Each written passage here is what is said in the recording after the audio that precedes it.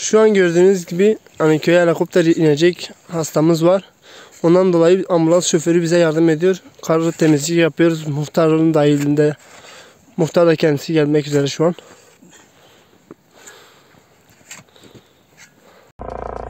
Şu an helikopter piste iniş yapıyor.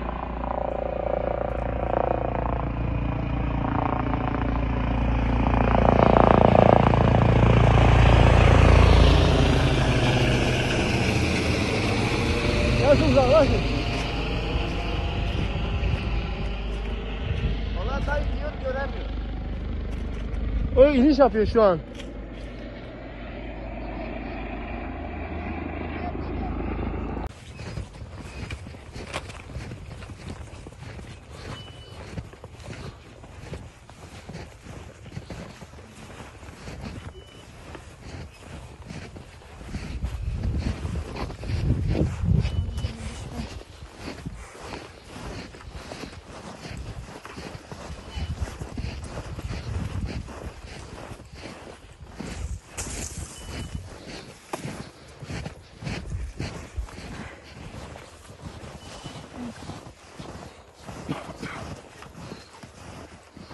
Hastamız bu evde mi? Hı hı, karşı evde.